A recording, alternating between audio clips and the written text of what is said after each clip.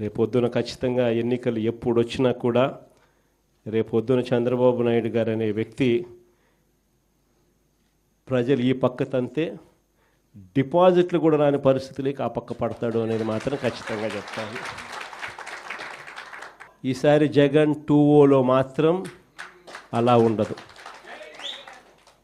సంక్షేమము, రాష్ట్ర అభివృద్ధి, రాష్ట్ర ప్రజలే కాదు, ఈసారి కార్యకర్తలు మాత్రం అందరికన్నా పై స్థానంలో ఖచ్చితంగా ఉంటారని మాత్రం చెప్తాను.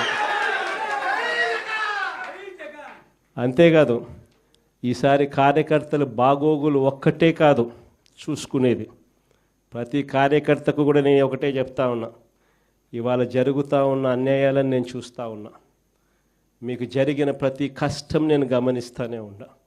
మీ అందరికీ కూడా నేను ఒకటే చెప్తా ఉన్నా, ఈరోజు ప్రతిపక్షంలో ఉండం, అవతల ఉంది అధికారం, అవతలోడు కష్టాలు పెడతాడు, అధికార దుర్వినియోగం చేస్తున్నాడు, పర్వాలా తీసుకుండా. ఎవడు అన్యాయం చేసినా కానీ మీ అందరికీ చెప్తా ఉన్నా, నేను రెడ్ బుక్ అన్నాను కానీ మీ ఇష్టం వచ్చిన బుక్లో పేరు రాసుకోండి.